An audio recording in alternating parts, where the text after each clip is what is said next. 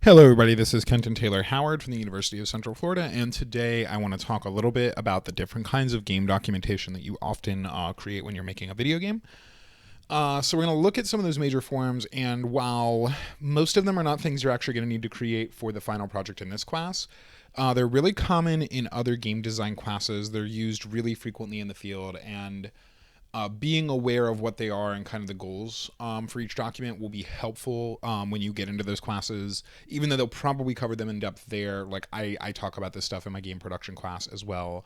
I typically in that class focus more on the expectations for like what I'm looking for in the documents they're making for me. So I like to kind of give you a broad picture here so that by the time you get to that class, you already, have a handle on what a game design document is. So we'll kind of go through the stuff like concept documents, art style guides or ASGs, technical design guides, which are sometimes also called technical design documents. So the abbreviation could be TDG or TDD. You may hear both of those. A schedule, a writing style guide or a WSG, and a game design document or a GDD. So I just want to kind of break down the idea behind each one and how each one of them works.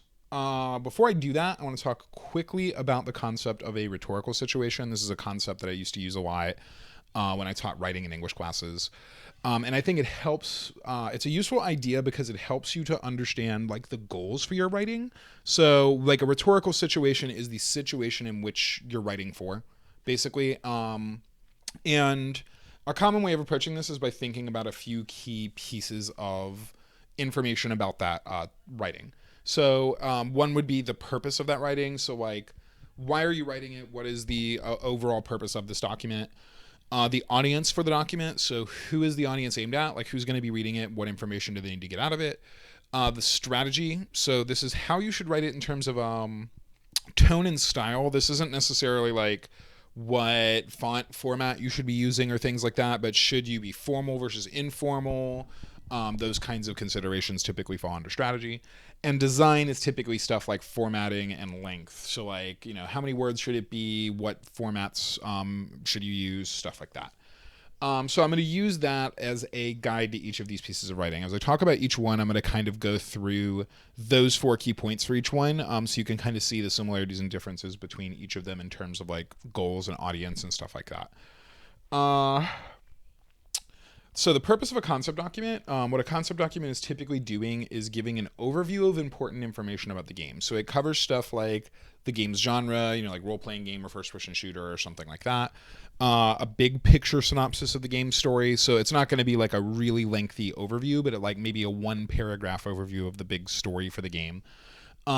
Basic information about how gameplay works. So the kinds of mechanics that you might see or the key features in the game, stuff like that.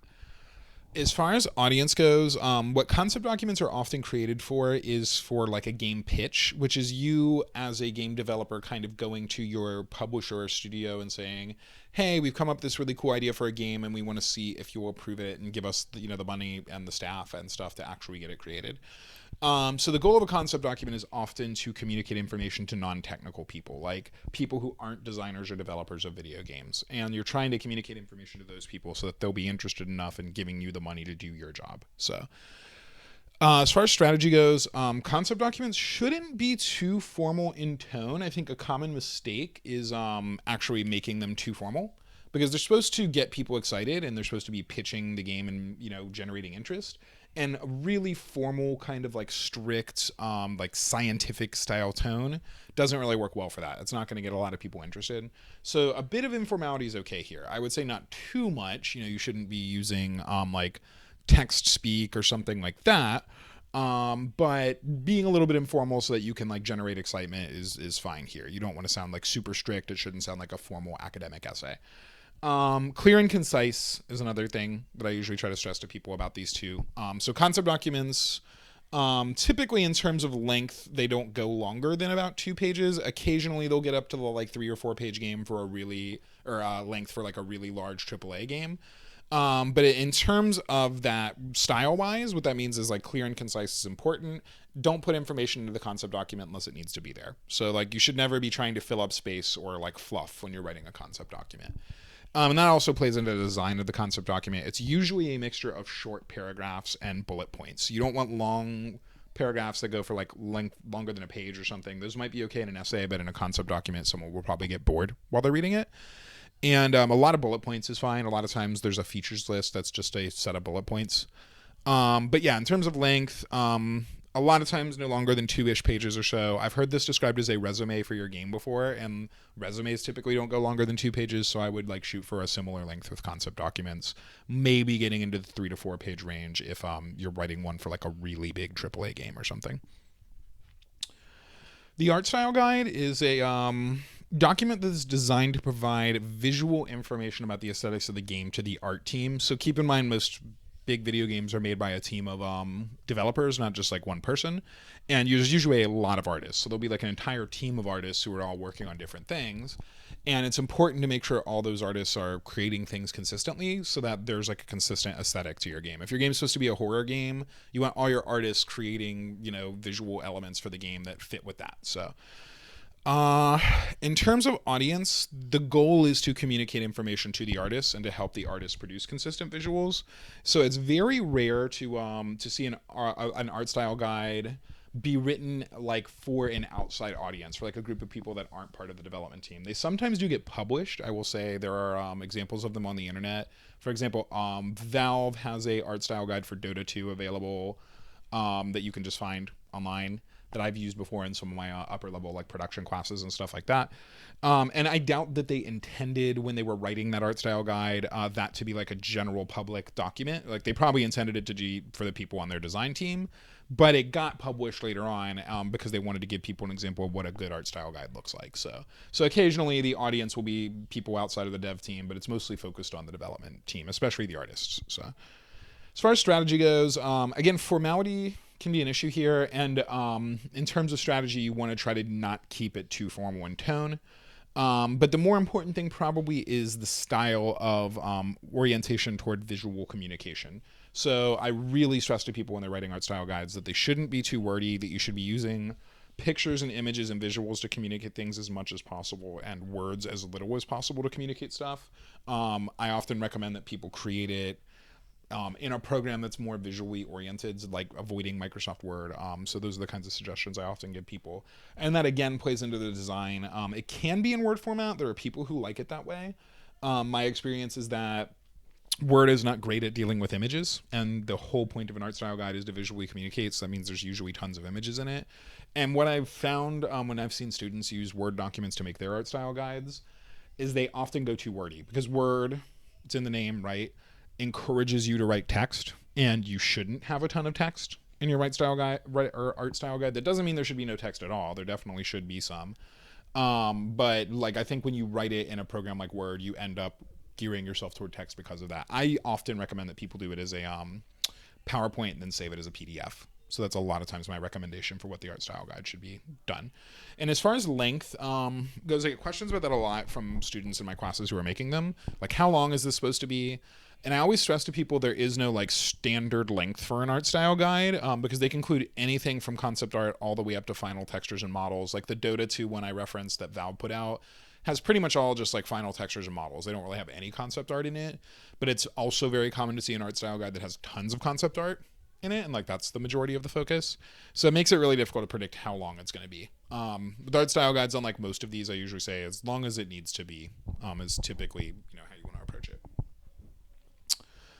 Technical design guides, which sometimes also gets called technical design documents. So TDD or TDG are common abbreviations for these. The purpose of a technical design guide is to provide information about how the game will be coded and other like technical information and considerations surrounding the game. So there's a lot of focus on like programming oriented stuff. This is mostly aimed at the engineers on the team.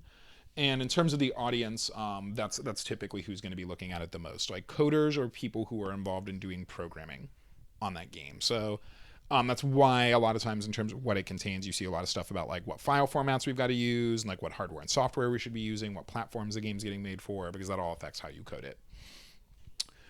Strategy-wise, this is probably one of the more formal documents that you create for a game. So I usually tell people like, go pretty formal here. This is a guide to how the game needs to be programmed and coded, and that's a pretty formal thing. And so likewise, the guide that surrounds that should probably be pretty formal as well. Stylistically, very, very clear and very focused on examples. I usually stress to people that the way to put together a good technical design guide is to provide lots of examples of things. And I think often what people struggle with when they're first creating one and writing one is that they don't put in enough examples. So stuff like all variables we use camel case, for example, game over equals true, like that little example I have there on the slide. That kind of thing would be a good, kind of example to put into a technical design guide. And then in terms of design itself, so like formatting considerations, things like that, format-wise, they're almost always done in Word documents or something along those lines. Occasionally, you'll see people use something that's not Word because Word's not great at handling code examples. And if you want to put in lengthy code examples, Word's not always the best choice for that. But usually, it's a word processing-oriented program because there's typically a lot of text in a writing or in a technical design guide. So because of that, you need a program that can easily handle text editing. They can be a varying length because they can be pretty exhaustive. So the length often is determined by the technical requirements of the project itself. That being said, I usually do stress to people like shorter rather than longer is a good thing here because programmers do need to be able to quickly find the information they need. So while length can vary, I would definitely be cautious about making them really, really lengthy and wordy because you're a lot of times making it harder for somebody to find the example of like what file format they're supposed to be using. As far as schedules go, these are designed to provide information about timelines for the game project, major important milestones in that game project. So like when is the alpha going to get created? When is the beta going to get created, etc. And it often breaks down individual roles for team members. So like who is doing what specifically? Like this person is creating player model 1 and this person is creating guard model 2 and etc. So audience-wise, the schedule is pretty much exclusively aimed at the design team or people who are involved in the game production process. So, for example, the development team often has their schedule, like their development schedule for when assets like code and models need to get produced. The marketing team often has their own schedule that they build from the development team's schedule. So they'll like ask the development team, hey, can you give us your schedule?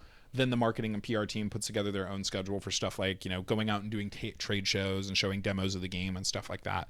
So there's often a lot of different kinds of schedules for different audiences. And actually, to call it schedule as if there's just one is a little bit misleading. There's usually multiple. So strategy-wise, they're usually very formal in tone because they're schedules, right? Schedules aren't necessarily times to be like super exciting and fun. They're times to be very, very clear about exactly what everybody's job is and when it needs to get done.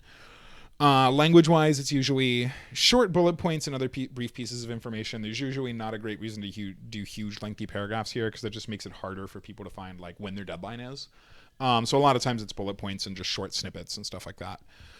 And as far as design goes, this is one of those ones where the format for the schedule can take a huge variety of formats. It's very, very hard for me to say this is the way that people typically do it. There's a number of different ways to put them together. So you can do like Gantt charts, burn down charts, Excel spreadsheets. There's online programs like Hack and Plan and Trello that are really, really popular for this. So it often comes down to what the team is most familiar and experienced with. And a lot of times that's my recommendation to my production classes when they're trying to figure out how to set up their own schedule. I just say like, okay, take a poll of the team, see which format people are most familiar with and use the one that's people are most familiar with so that it involves the least amount of like learning this new scheduling program for people. Length depends a lot on the format chosen. So like depending on what format you pick, that format will typically determine the length of the actual schedule itself. And the number of different audiences involved, right? Because you may have a schedule document for the designers and a different one for the managers and a different one for the marketers and etc. So there may actually be multiple different schedules with different lengths based on that.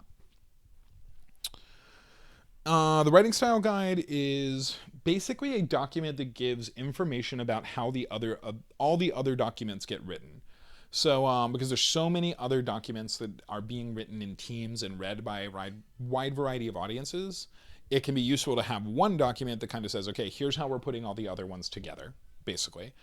And that becomes really important when you get into these big game projects where you have like 50 or 100 people working on the team. If they're all going to be writing stuff and all collaborating on the same documents, they need to be writing things in similar ways or it will look like a mess. It will look like 100 different people wrote it. So audience-wise, the writing style guide is aimed at literally anyone who's involved in documenting the game. So if you're going to be doing documentation, then you need to be, part of the audience for the writing style guide so that you know how to document properly.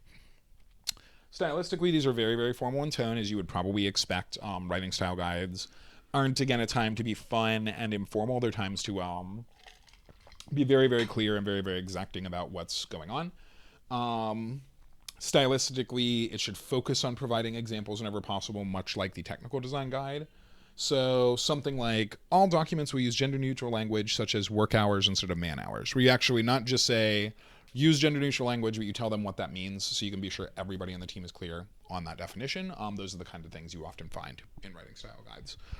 And then design wise, it's typically written in Word because it's a pretty text heavy document.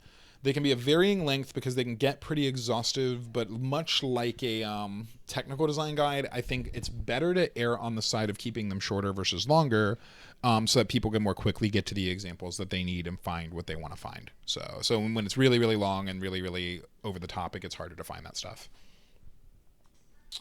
The game design document is basically designed to provide a comprehensive overview of information about the design of the game. So it's really like a big picture discussion of how are the game mechanics going to work, what's the story behind the player and the major background characters, what's the inventory system like, stuff like that. So it's like a pretty much exhaustive overview of the overall design of that game. Audience-wise, it's pretty broad. Game design documents are aimed at basically anybody who's involved in the design itself, which is almost always the development team, but marketers, managers, other people can get involved in that too. And these occasionally do sometimes get published and put out there to outside audiences. There's a number of examples of game design documents you can find on the internet if you do some Googling. So it's very possible that the audience for this will be broader than the dev team and like other people end up reading it too. Strategy wise, typically you want to go pretty formal with a game design document. The goal is to provide a comprehensive overview of information about the game, and that typically is a type of goal that's best served by formality, like, going with a relatively formal approach. Stylistically, it's usually a mixture of bullet points and paragraphs, and the way I usually explain it to people when they're writing one of these is think about what this individual section is trying to do and whether or not that information would be better in a paragraph or in bullet points. So for example, when you're talking about the story of the game, bullet points aren't great for that. We tell stories with paragraphs, like that's the natural method of telling a story. And so just listing out a couple bullet points about what the game story is are not going to make it very interesting or exciting to somebody. Like, tell a story. You're trying to give them the game story, right? So like actually write it like a story would be written. Or on the other hand, when you're going over like what the game's control system is and like what button you press to jump and shoot and fire and stuff, putting all that in a paragraph would be really annoying. Like, I don't want to have to read a paragraph every time I want to figure out what button to press to jump. So a list of bullet points for the controls makes a lot of sense. So typically when you're approaching one of these, you go through each individual section and ask yourself, what's the purpose of this section? Okay, that helps me determine what strategy I'm going to use in terms of style. So, and then in terms of design, you usually write them in Word format. They're typically the longest document involved in a game. They come with a table of contents. They typically have lots of section headings, so designers can find the info they need quickly. It's definitely possible for these to approach hundreds of pages sometimes. Like, I have definitely heard stories about that. I typically recommend for my students to shoot for like a 10 to 20 page range because I feel like obviously hundreds of pages is way too much for the games we make in this program. But it's not unheard of for that to happen. So like, be aware, there are definitely game design documents that can get really, really, really long. The last thing I want to talk about is your documentation for the final project. And I want to focus a little bit on what I'm asking you to do there. Again, I'm asking you basically to do what I'm calling a mini GDD. I think I explained in my video for the final project that you could maybe also think of this as like a set of build notes or a README file, and that's what I often call it in some of my other classes. But the basic idea is you're documenting the game you created and trying to tell me, here's what I did, here's what I made, here's what you should look for when you're grading it. So one of the things I would say, you want to think about the main requirements of this thing. The main requirements are basically to communicate that information to me, and if you don't complete this, miss more than one section, or don't hit the word count, you get a 0 on the whole project. So I always stress to people too, this is a very, very important document. I'm not grading it like it's English class or going through it with a fine-tooth comb and taking off, a point every time you make a grammatical mistake or something like that. That's a bit intense. But if you are missing major content here, it will have a major impact on your grade, including you getting a 0 on it. So. And as a reminder, what the sections are, our original challenge, you tell me a little bit about what you had to do to get your game up to snuff to meet all the requirements of the original challenge.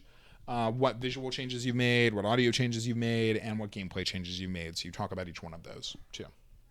And then in terms of those 4 like rhetorical situation components and this document go, I like to break that down a little bit too as well. What's the purpose of this document? Basically, provide information that will help your player understand your game, and in particular, grade your game. I always try to also stress too that your audience is me, right? Like, I'm the one who's reading it. I'm the one you're writing to. You know who's going to read this thing and grade it, and nobody else is really going to be reading it. So your audience is me, and that means you're trying to give me a clear rundown of everything I should be looking for when I grade your game. I think I explained in my other video that my process for grading the final project is basically reading your mini GDD and then playing your game. And so think of it that way. Think of like, that's going to be my situation. That's what I'm going to do. You want to give me everything I need to know before I play the game that I will need to know while I'm playing it. As far as tone goes, keep it formal. It is a college writing assignment, and because of that, formality is a good idea too. And the style should be clear and concise rather than overly wordy. I'm not, other than hitting the minimum word count, that is important. You do have to hit that. But other than that, I'm not too much of a stickler about, or I'm not going to give you bonus points about you going way over the top and adding a bunch of extra information to it. So overly wordy would actually be a bad thing here. And in terms of format, it should be a Microsoft Word format. It should have 12 point times New Roman font, 1-inch margins. I think I talked about all that stuff and go over all of it in the prompt. And keep it longer than 250. I think it would be very hard to cover all this information in a like reasonable amount of depth in less than 250 words. And that's also a pretty low word count. I'm not asking for a lot. But don't go longer than 500 unless you have a really, really, really clear, strong reason to. Because in most cases, I think at that point, you're going too wordy. And you're just like writing a lot of extra words that aren't necessarily helping to clarify exactly what the goals of your game are. So that covers everything I wanted to talk about here. I just wanted to go over some different types of game documentation, give you kind of like a brief snapshot of what each one's about and the kinds of things that you'll probably often be asked to write later on in this program and in the field. And then I wanted to talk a tiny bit about the documentation that you're making for the final project. So I hope that helps, and I hope you have a good day.